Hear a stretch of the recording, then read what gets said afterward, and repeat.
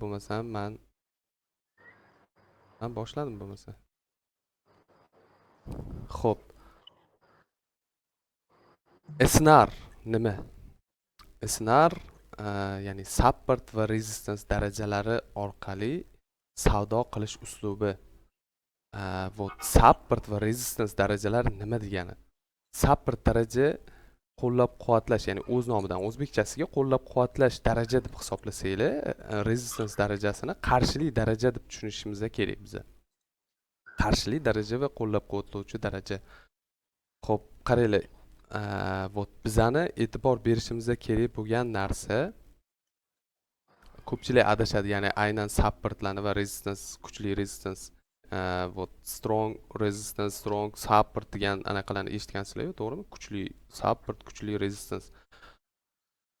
Avvalambor biza tushunadigan narsamiz, ya'ni biza ishlatadigan narsa, вот например, support daraja narxi kuchli orqaga qaytarib yuborgan daraja hisoblanadi. Ya'ni aynan qaytgan darajasi. Ya'ni aynan qaytgan joyi biz uchun support daraja hisoblanadi.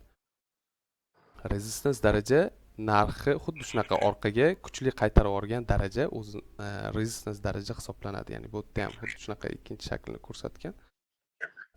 Nu buni qanaqa topish kerakligini hozir aytaman. Ya'ni bir-biridan support va resistance darajalarini bir-biridan ajratib olish kerakligini.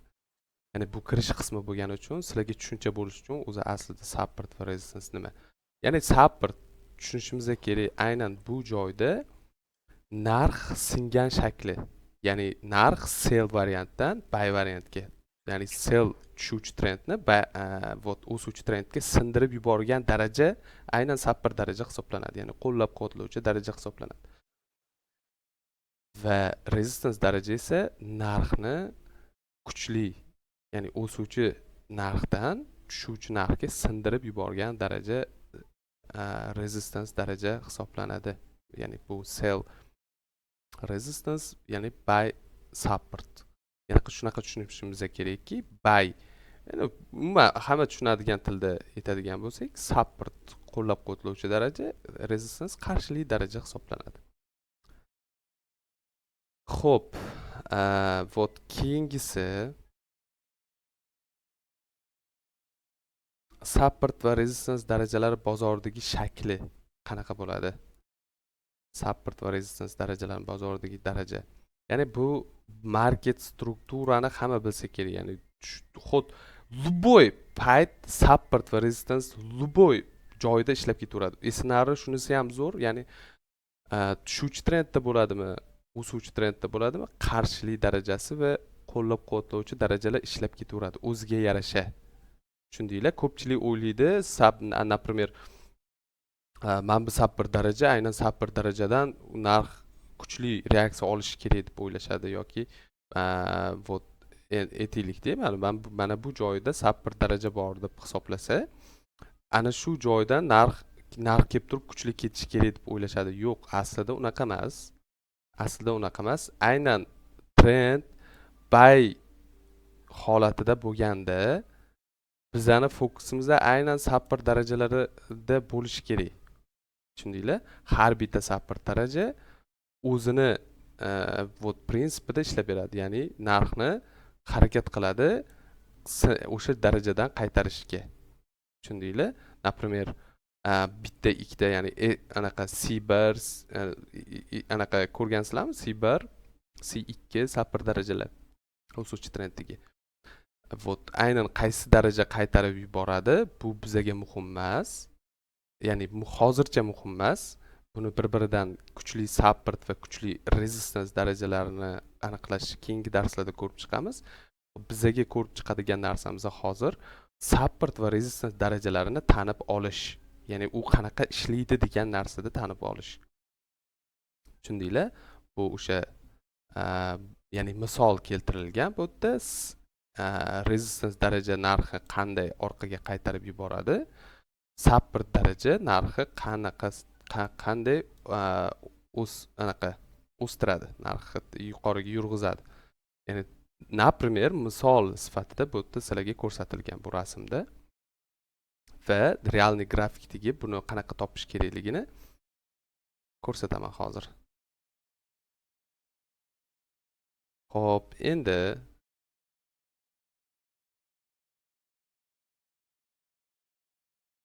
xo'p, breakout degan narsa bor esinglarda. Ya'ni narx qo'llab-quvvatlovchi darajasi buzilishi.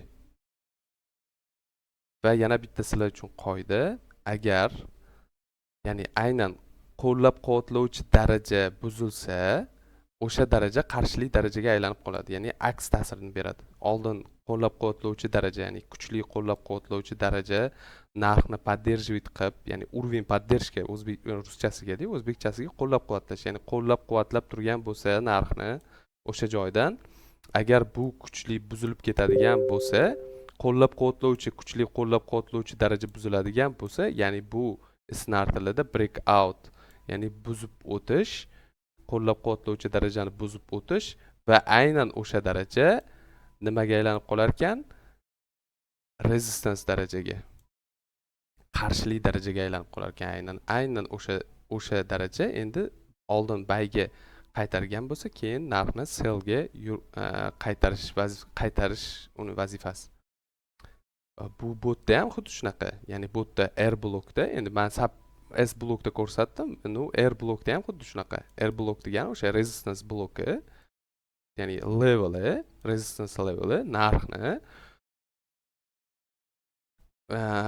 orqaga qaytarib turgan bo'lsa, buzib ketadigan bo'lsa, endi qo'llab-quvvatlash vazifasini bajaradi. Tushundinglar?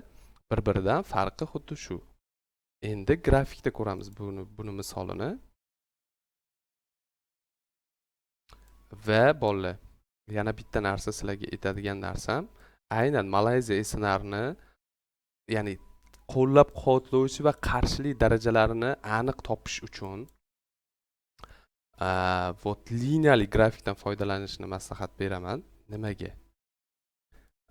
Aynan daraja ko'rinadi. Boya kelishdik-ku, например, вот qarshilik daraja mana bu joyda hosil bo'lar ekan. Bu ya'ni katta harf A, ya'ni hamma biladigan narsa o'sha katta harf A narxni qarshi singan shakli, ya'ni qarshilik darajasi. Bizda bu aynan liniyali grafikda ko'rinadi.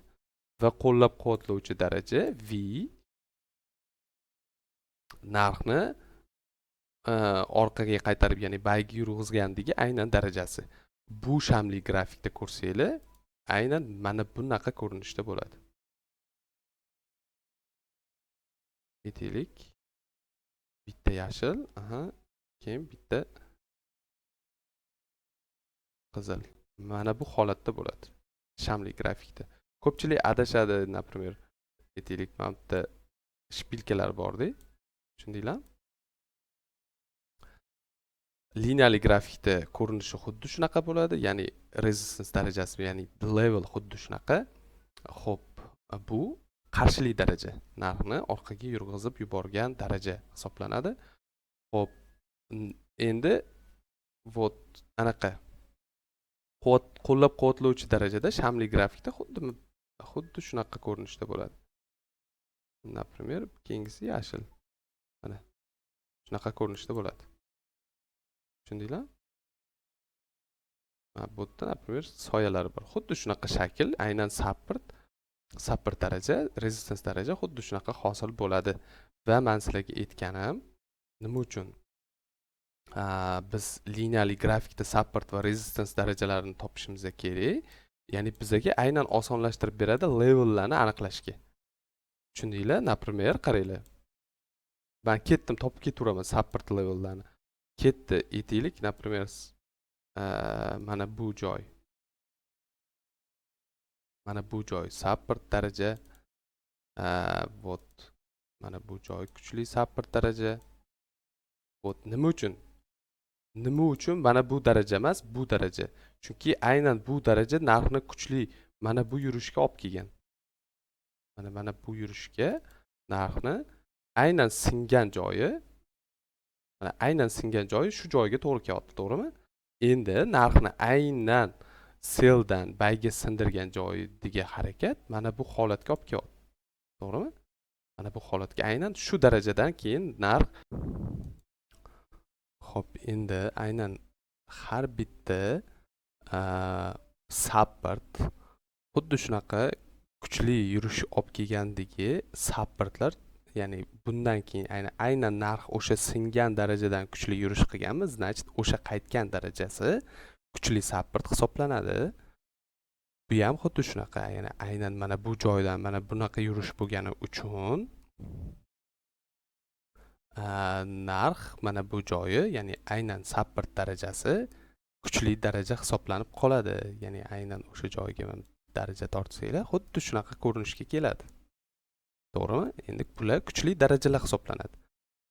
Endi bularni kuchli narxni, endi kuchli narxni qaytargan darajalari qarshili darajaga aylanib qoladi. Ya'ni aynan qarshili daraja xuddi shunaqa belgilab qo'yasizlar. Ya'ni xuddi mana bu qizil chiziqlar o'zini qarshili darajalarini breakout qildimi, значит bu kuchli support, bular qarshili darajasini breakout qilingan qarshili darajalar hisoblanadi. Ya'ni resistance darajalar hisoblanadi mana bu darajalar. Mana bu darajalar. Va mana bu darajalar qarshili daraja. Kuchli qarshili daraja deb tushunishimiz kerak.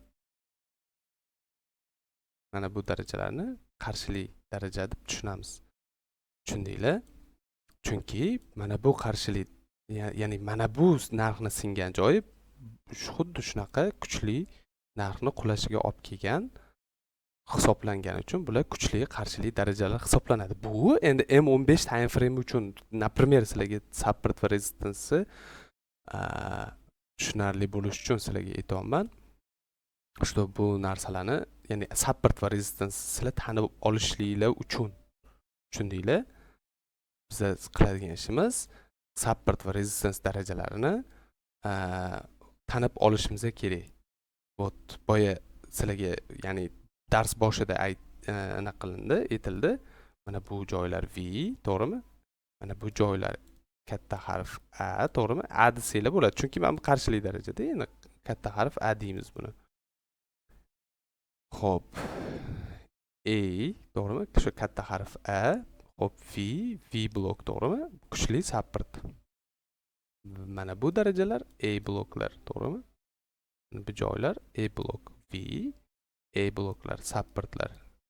Tushundinglar? Chunki bular har bittasi narxni mana bu kuchli qulashga olib kelgan. O'shaning uchun ham bular kuchli qarshilik darajalari hisoblanib qoladi. Mana bunaqa kuchli qulashlarga olib kelgani uchun bular kuchli qarshilik darajalar hisoblanib qoladi. Вот по pути man bilachi, bular ham V ku, to'g'rimi? Mana bu darajalar, mana bu darajalar, mana bu darajalar, to'g'rimi? Bular ham V ku, to'g'rimi?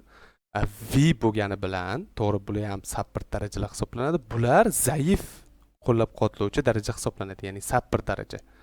Zaif qo'llab-quvvatlovchi darajalar hisoblanadi.